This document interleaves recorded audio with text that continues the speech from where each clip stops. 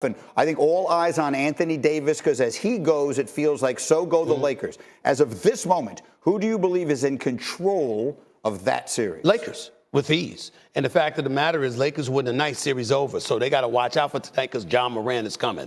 No question about it. You saw what he did coming off of his hand injury. Dropped 45. Came on strong in the second half. We all know this. But they got blitzed in the first quarter. They were down 35-9, 38-9 ultimately. But in the end, what it comes down to is that when Anthony Davis is doing his things, as he did in games 1 and 3, the Lakers are winning. Steven Adams is out. Brandon Clark is out. They have nobody big to contend with Anthony Davis outside of Jaren Jackson, and you got to protect Jaren Jackson because he's prone to foul trouble. So you can't really put him up against Anthony Davis. You give the ball to Anthony Davis. You make sure the offense goes through him. You find a way for LeBron and everybody else to fit in, and nobody does that better than LeBron. So this is what you do. You feed the beast, which is Anthony Davis. Let him do his thing. Another mentally weak individual. I'm not calling mentally weak literally, but I'm saying somebody that has exhibited mental weakness. Dylan Brooks, you chirping, okay? And then when you get yourself ejected after y'all got blitzed in the first quarter, after the game, you don't want to talk to anybody. It's amazing to me how these guys, it just shows a flagrant level of mental weakness when you're chirping and then all of a sudden you got a bad day and you don't want to answer for the stuff that you created. So Dylan Brooks and Julius Randle are in the same sentence, in the same ilk right now. But as it pertains to the Lakers, they have control of this series. They win the night, they win the series. They lose tonight, the series is in jeopardy because you do not want to give Memphis that momentum. They cannot go back to Memphis tied 2-2 and think that's going to be a good thing for them. It will not be. I agree, especially with the way this series, it's going to go every other day now. And that's a long trip between Los Angeles and Memphis. So I think the advantage, I think tonight is the series. And look, we could be this close from Steph versus LeBron, again, something that we did not know we'd ever see in the playoffs. We could be a week away. That would be something special. That would absolutely positively be something special. It's something that we would love to see, but I think Sacramento is going to have more to say about that than Memphis. All right, Stephen A. Smith, First Take, 20 minutes away here on ESPN. You're the best. Thank you. Obviously, a full day of this, and then the playoff action continues. We'll have games all next weekend and more. But between now and then, the NFL. We are back on Get Up, and if you are just joining us, let's show you again this morning the thrilling finish between the Warriors and Kings in yesterday's Game 4. We had it for you on ABC. Draymond Green back off suspension and back off the bench in this one, and he certainly did not back away from anything yesterday. He was right in the middle of most of the action. 4 minutes to go.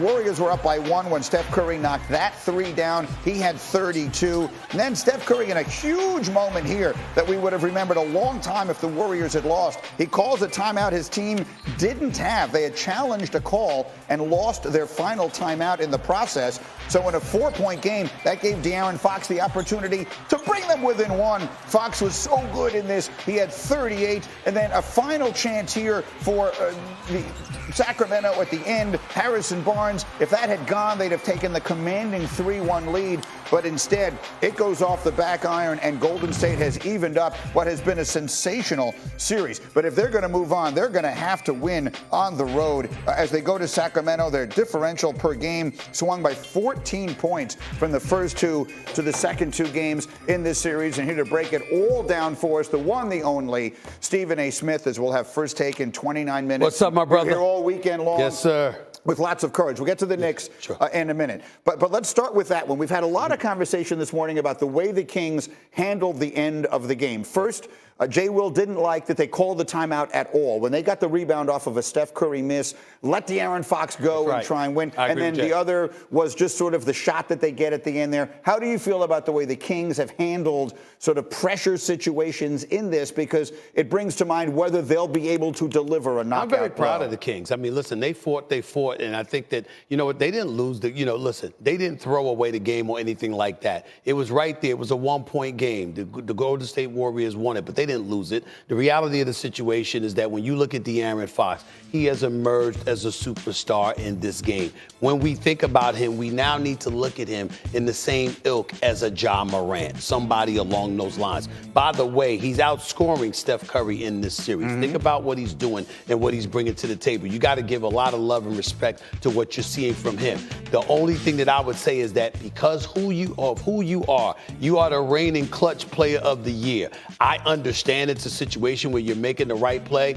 You just don't give that ball to Harrison Barnes. You take it yourself. That would have been me simply because of the kind of series that he is having. Harrison Barnes hasn't played bad. I'm certainly not trying to imply that. But at the end of the day, you want that ball in your hands. You want to be the one that launches that shot. And rather than go into the defense where you got two guys collapsing on you, forcing you to kick it out to your left to Harrison Barnes, I would have launched from deep because he's already shown throughout this regular season and throughout this first-round series, he can make shots like that. If I were him, I would have done that. I think he'd like to have that back. But overall, you see his contribution. You see Malik Monk. You see Harrison Barnes. You see Keegan Murray, who's going to be on the all-rookie team. You can't say enough about the Sacramento Kings and how they've looked. I can't take any credit away from them for that. No, absolutely not. And now they got 2 out of 3 at home if they need it. You originally picked Golden State in 7 in this series. I'm still holding on to that. That is what. So you still expect the Warriors to win? Well, listen, I'm still going with them. I'm not jumping off that ship. I'm just not doing it. They got Steph Curry. They got Klay Thompson, who, by the way, dropped 26 yesterday. Let's not forget about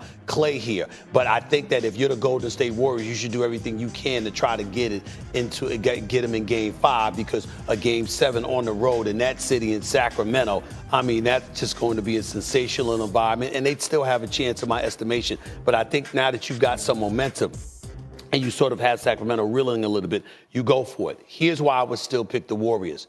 Because Sacramento is a relatively young team. Who's been there outside of Harrison Barnes and the coach Mike Brown? Who's been there? Even though I believe in their skill and I believe in the talent, we all know that Game 7 is an entirely different atmosphere.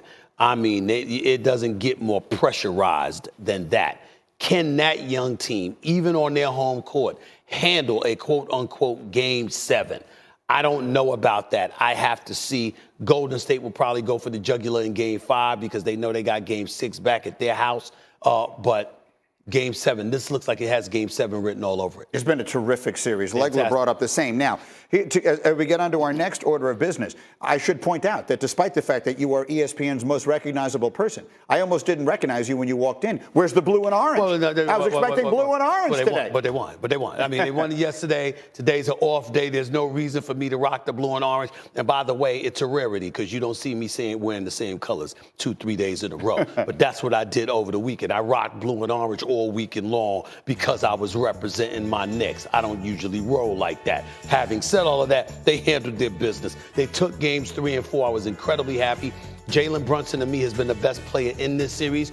R.J. Barrett has really balled over the last 2 games. Tom Thibodeau has done an exceptional job. And I can't say enough about his willingness to bench Julius Randle. This is a guy that played the first 77 games of the season. Julius Randle is an iron horse. He shows up, no doubt about it. He got hurt and was out the last 5 games of the regular season. Came, played strong in Game 1, considering the fact that he was still ailing. But he was off yesterday. And for Tom Thibodeau to be willing to bench him in the 4th quarter was huge. He's sending a message to the team, whatever it takes to win. Julius Randle, on the other hand, who we all love in New York and appreciate, but this is the problem he had with the Knicks fan base last year. What the hell are you doing walking out and not doing interviews and looking upset when the team won? You weren't playing well. And because you got benched in the 4th quarter, you can't stand up and talk to folks. This is the weakness. This is the mental weakness that we're talking about, that we worry about with Julius Randle. Because when things are not going his way, he gets rattled. If he's not making shots and he's not scoring, he becomes a defensive liability. He doesn't make smart plays. And this is why Tom Thibodeau had to bench him and go with the lineup that he went with, because those guys were doing whatever it took to get the job done. It's a damn shame that somebody else has to show Julius Randle, who's the face of the franchise, this, even though I believe now it's Jalen Brunson. Yes. But it's a damn shame that they have to show Julius Randle this, but he showed why yesterday. Being mentally weak by walking out and not talking to folks just because you were upset you didn't play in the 4th quarter when your team won the game. Monica McNutt wanted me to ask you this. Okay.